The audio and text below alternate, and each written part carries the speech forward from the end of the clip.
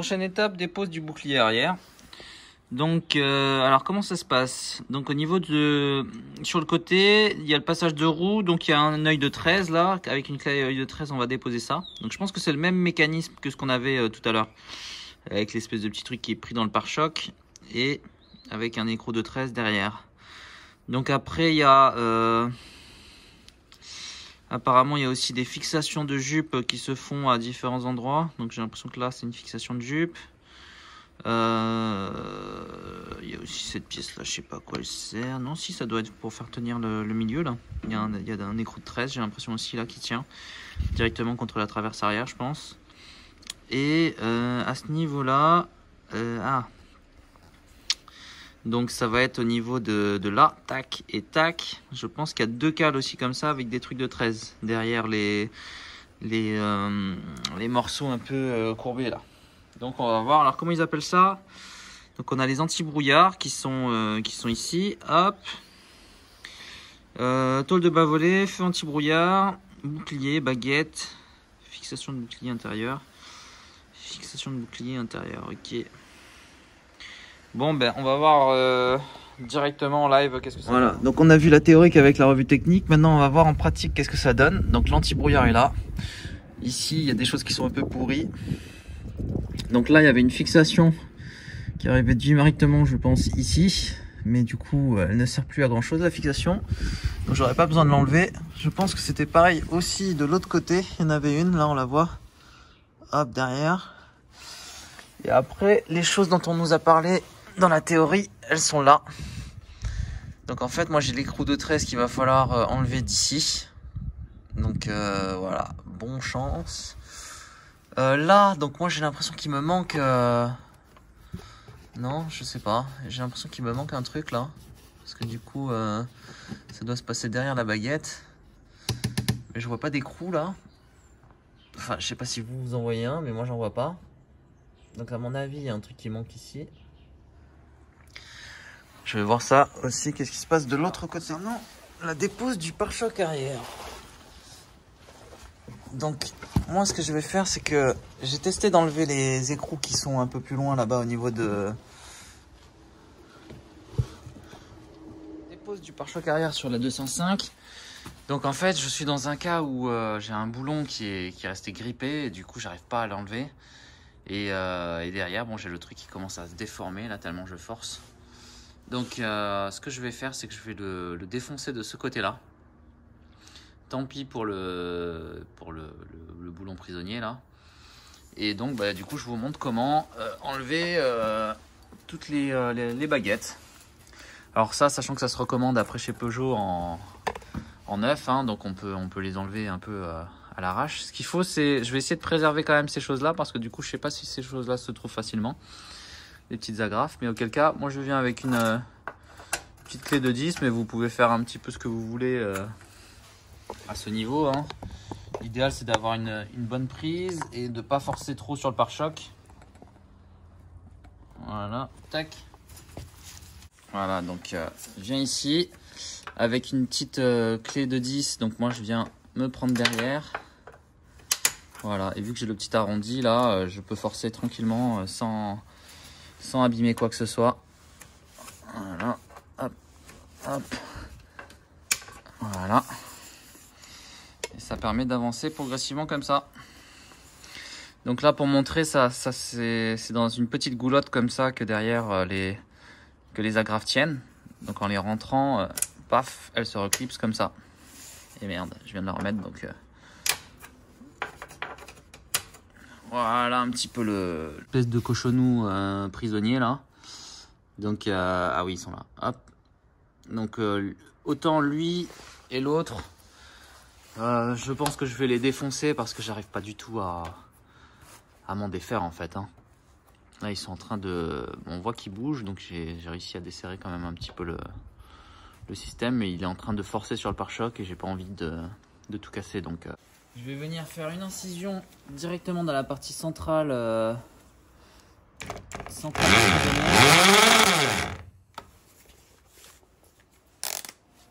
bien.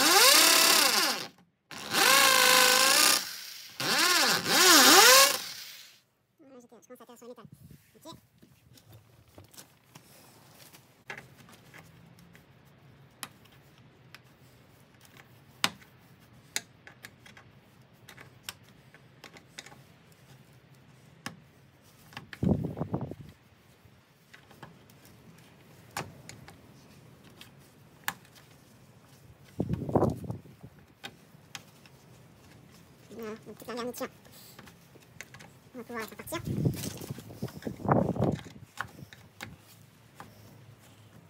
Après ça se retrouve. Il y a juste à retrouver une 205 et on peut retrouver ce genre de choses. Voilà, en tout cas, là on va tomber sur la pièce qui nous intéresse, à savoir ce petit plot.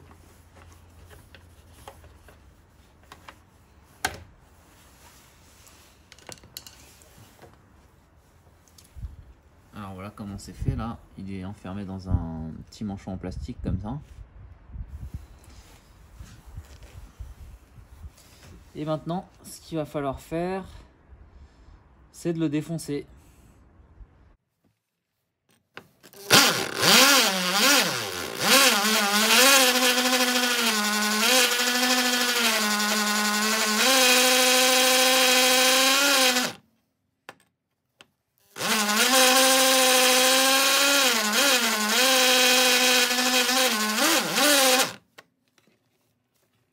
Je l'attaque comme ça. Donc en lui faisant une belle entaille à l'intérieur, jusqu'à atteindre la vis en fait. Jusqu'à atteindre la vis, et comme ça tout le bloc en fait en métal va se séparer de la vis. Voilà, après 15 minutes de perçage. Donc l'idée c'est que j'ai fait un trou dans un premier temps et après je taraude tout autour. Donc là je suis allé dans ce sens là, hop, et du coup je commence à arriver à un point de rupture là normalement. On doit le voir un petit peu, sa fissure à l'intérieur. Ce qui fait qu'on va bientôt arriver au bout de ce bordel là. C'est fragiliser la structure pour la partie gauche dans un premier temps. Voilà, vous voyez que là c'est complètement en train de se plier. Alors je pense qu'il doit avoir de meilleurs moyens de pouvoir enlever ça simplement, mais en tout cas moi, bon, on voit que c'est un petit peu usiné le reste, mais maintenant il reste plus que cette partie là, voilà, qu'il faut faire travailler un petit peu. Et voilà, là on l'a explosé et maintenant on va pouvoir enlever cette partie de pare-choc, voilà, sans trop abîmer le reste, hein. Je l'ai usiné un tout petit peu, mais bon, on garde quand même toute la tâche sur le haut, mais bon, on va pouvoir rattraper ça après avec du mastic et en ponçant un petit peu. Donc ça, du coup maintenant, ça commence à se barrer. Donc là, j'avais encore gardé le plastique, hein. Il y a tout le plastique qui est avec. Et c'est en train de fissurer progressivement de l'intérieur. Donc la vis est en train de péter là. Ok, on est sur le deuxième picot qui a vraiment une sale gueule là. Et là, je suis en train de lui rétamer sa race. Voilà. Alors l'idée, c'est d'enlever vraiment bien rond quoi, hein. De toute façon, est-ce que... Ah bah voilà, il s'est barré. Ok, donc j'ai réussi à garder toute la structure encore. Et donc voilà, c'est une assez bonne technique, hein, pour pouvoir se débarrasser de... Voilà. Parce qu'en fait derrière, ce qu'il faut savoir, c'est que c'est bouffé comme ça, c'est pris par la rouille. Donc le meilleur moyen, c'est de bouffer la vis comme ça. Et après de s'en défaire en lui mettant des petits coups de tournevis et en la faisant travailler. Attention d'elle. Donc il se trouve qu'elle tient avec ce petit truc là. Donc ce qu'on va faire, c'est qu'on va le virer. En faisant attention de ne pas péter la petite partie qui nous intéresse là. Voilà. C'est juste ce truc. Sachant que ça se retrouve. Hein. Voilà, moi je vais juste enlever la petite rondelle là. Je pense qu'il y a peut-être moyen de la faire travailler pour se barrer avec. Voilà, je la tourne un peu là. Je la fais travailler comme ça.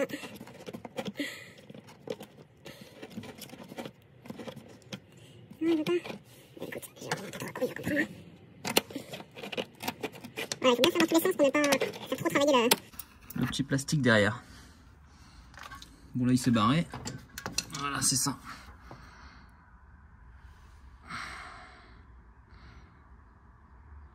Et du coup il est sorti.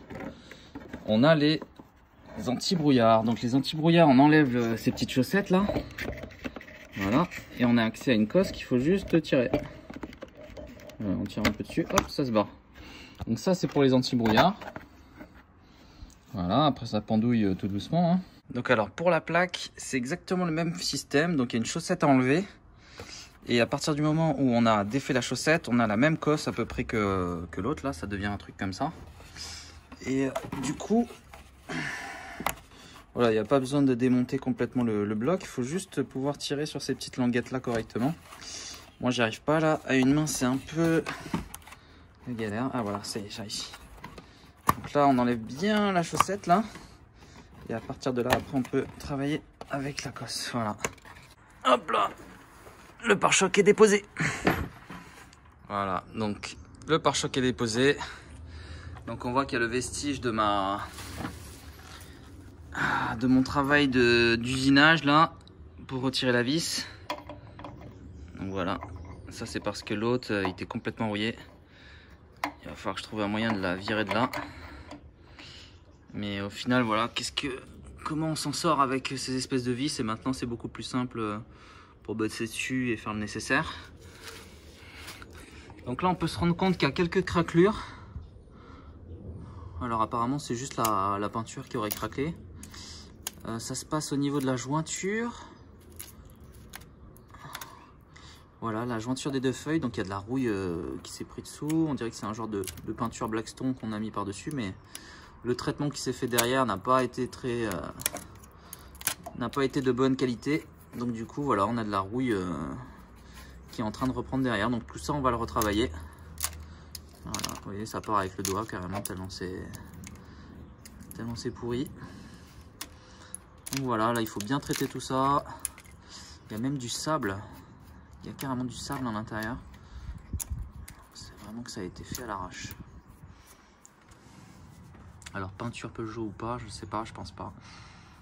On va voir ce que ça donne. Donc une autre journée sur la 205 qui se termine. Alors donc voilà, on a déposé les feux et le pare-choc arrière. Les prochains chantiers qui nous attendent sont déposer les feux avant, toute la partie extension d'aile. Donc là on a vu un peu des prémices dans cette vidéo de comment étaient montées les extensions avec les petites rondelles. Et donc on va continuer le démontage jusqu'au tableau de bord en fait que je vais démonter, et le moteur. On va sortir le moteur aussi complètement. Allez, hein, n'oubliez pas de nous suivre, likez la vidéo, et si vous voulez avoir des news ou savoir comment on fait pour la suite, n'oubliez pas de vous abonner.